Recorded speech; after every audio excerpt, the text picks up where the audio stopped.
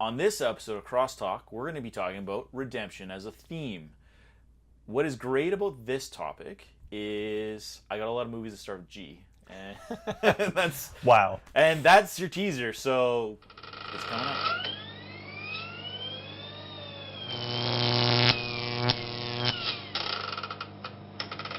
All right, we're back for another episode of Crosstalk. I'm Tim. And I'm Chris.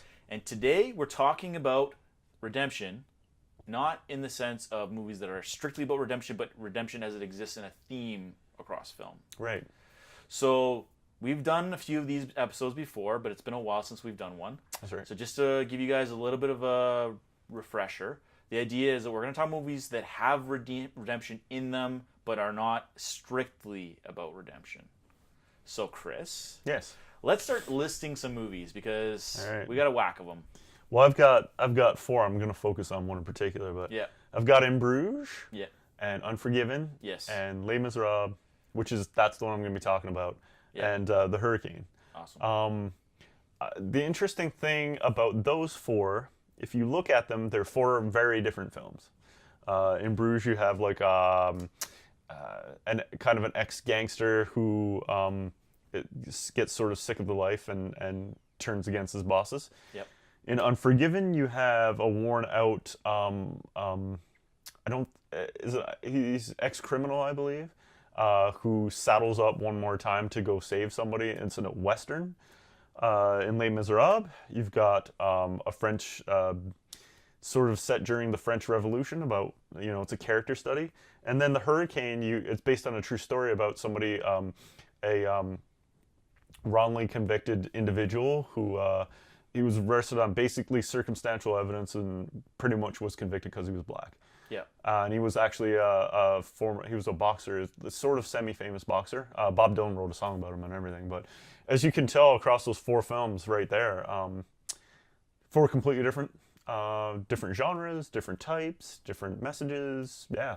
So once again, you're finding that with redemption, that transcend genre, just like the other topics that we talked about. Yeah, it doesn't have to be related to a triumph story or a coming-of-age story or a down-on-his-luck guy who finally turns it around. Like, redemption can come in many forms. Yeah, exactly. So my examples are The Green Mile.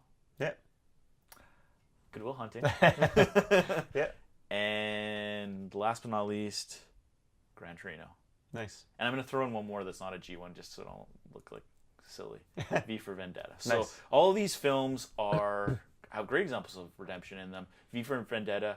Now, I know what you're going to say. Is it V that is redeemed? I actually don't think it's V. I think it's the character... Played by Natalie Portman? Yes. Yeah, I agree, actually. Yeah, so that's good. So V For Vendetta, in case everybody isn't familiar with it, is a story about a British government, a alternate reality, I guess. Isn't it like sort of a post-apocalyptic dystopian future? Future wherein the British government have kind of cracked down, like a la 1985. John Hurt plays, ironically enough, like the opposite of his character in 1985. Yeah, I know, right? And Natalie Portman is sort of a wet behind the ears, young. I guess citizen or whatever you want to call her, who works at she works at a television show, and then she gets sort of sucked into this revolution that this masked individual, V, is enacting against the regime. Remember the 5th of November. Yeah, based on the whole British parliamentary thing. Interesting personal note. Mm-hmm.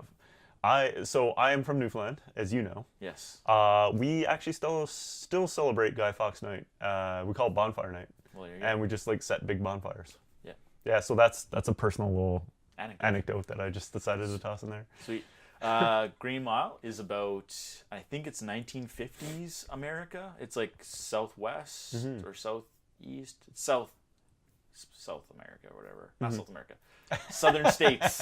There you go. I reframed that. That was a good save. Yeah. It's about an inmate. It's a Stephen King movie, it's like one of my favorite Stephen King movies because while it is I would say it's a horror movie to an extent, or at least has elements of horror in it. Yeah, a little bit, yeah. It's about a guy who effectively we could say he's like a Jesus Messiah type figure Yeah. who was wrongly convicted and thrown into prison Again, because he's black. because he's black. Yeah. And then how the story unfolds, I don't want to get into it at the moment, but that's what that one's about. Gran Torino is about a very racist white guy played by Clint Eastwood. Yeah. He lives in a, I don't know, Well, Midwest town or something. Yeah, and his neighborhood starts to kind of become more Asian yeah. centric. Yeah. So lots of Asian families moving in there, and then there's some gang activity. And he fought in the Korean War, which like.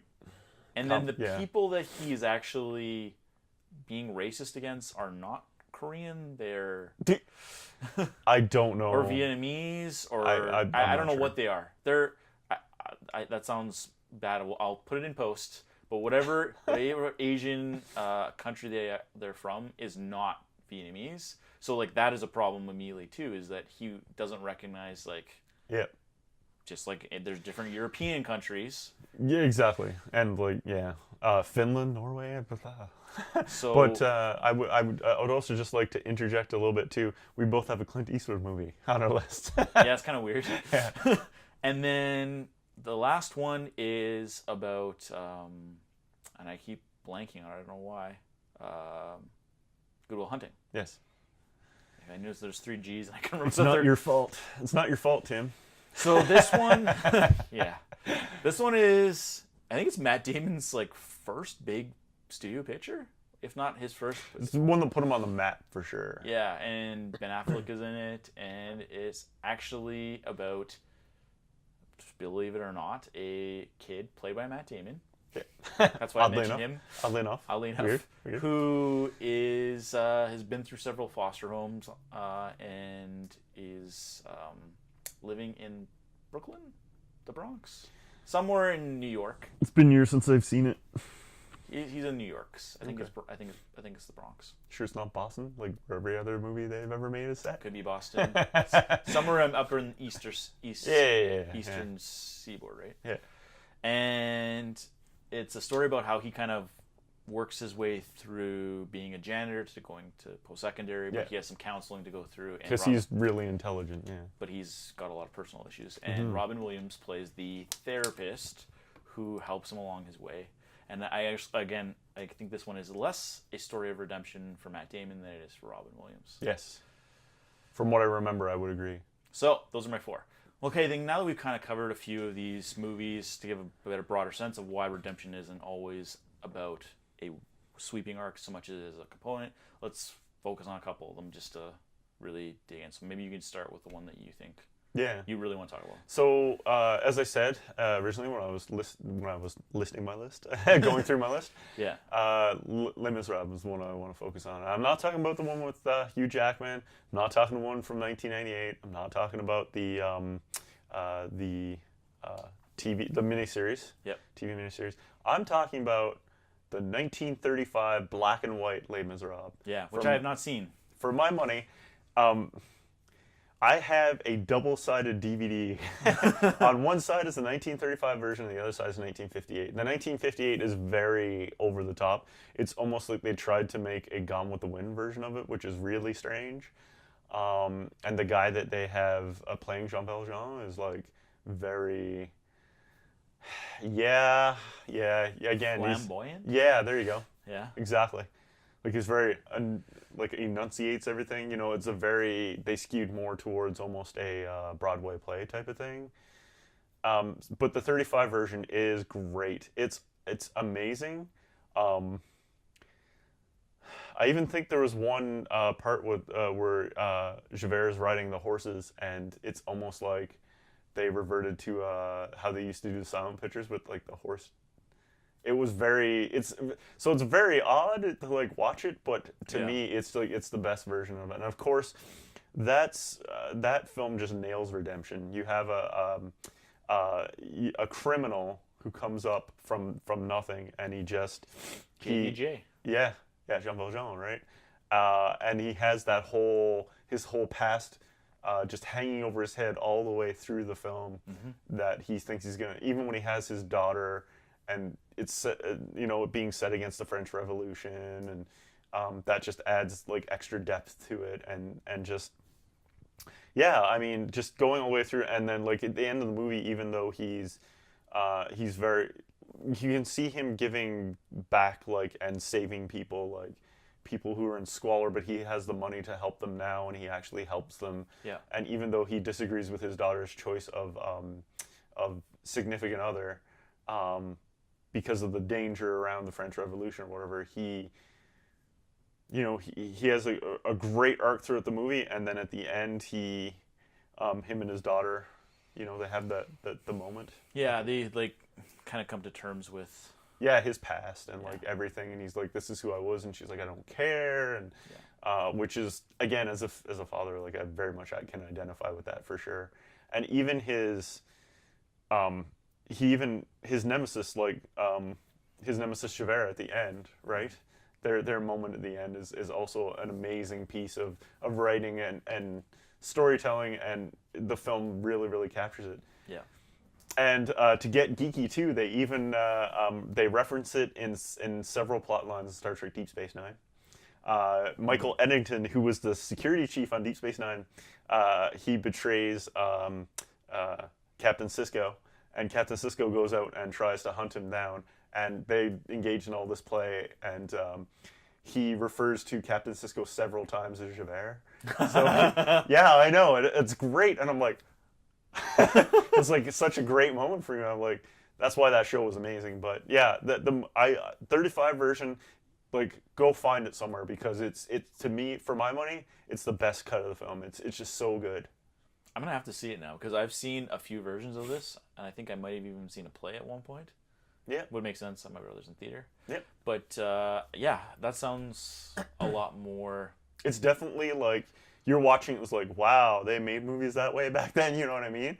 Like, you can definitely tell. But if you can get past that, which I had no problems doing. The first time I saw it, I saw that cut, and I'm like, wow. Well, I mean, like, one of my favorite movies is Lost Horizon, and that movie is like very much of its time. True.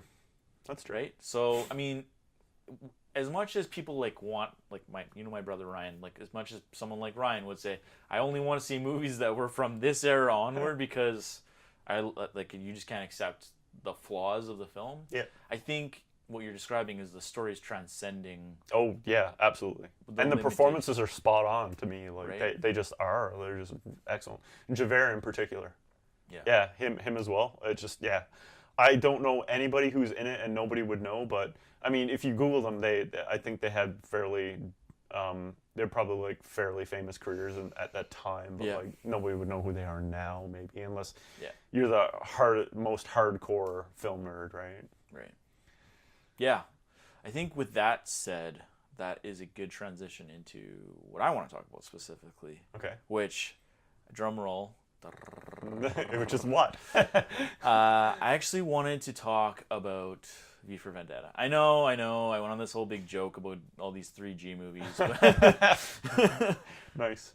I've always really... It's weird. It's going to sound weird. I've always strongly identified with that story. Much like a deep dive film review we just did recently.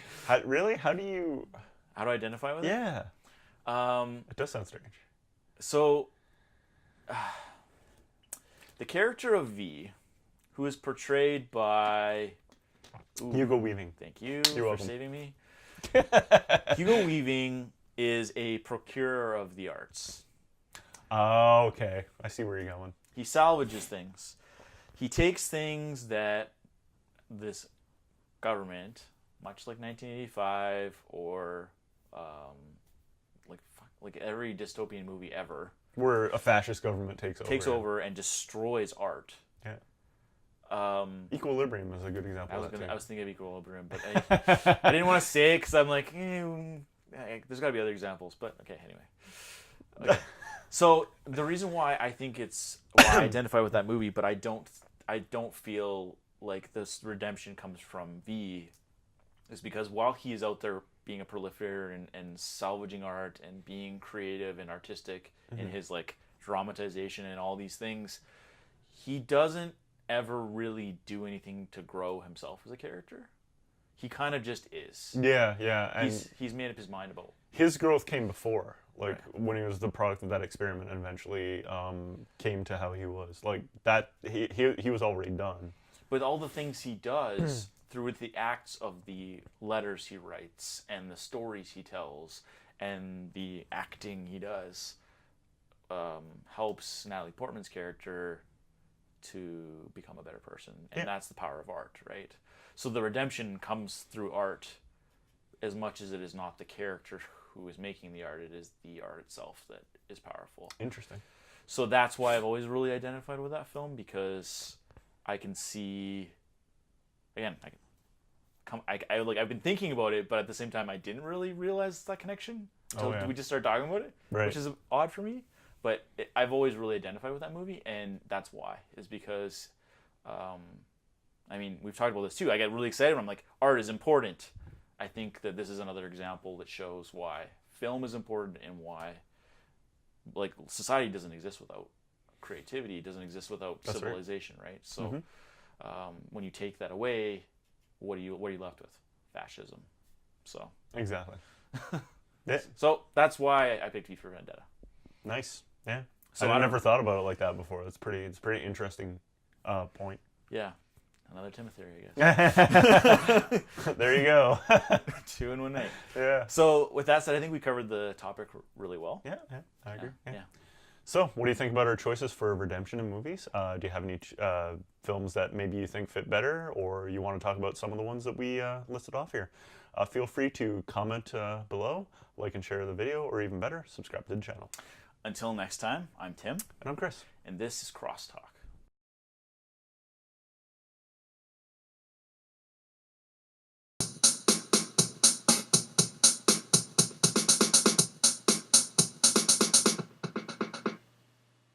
You're just gonna remind me? Well, I'm a creature of habit, so I'll yeah. Is my mic on? Yeah, check. You good? I remember when we first started doing this, so Chris is like, "You should get me a mic." And now I have one. I brought a mic, and then he didn't show up. That's right. Oh, boo earns. Bad joke. I was saying boo earns. Bad rap.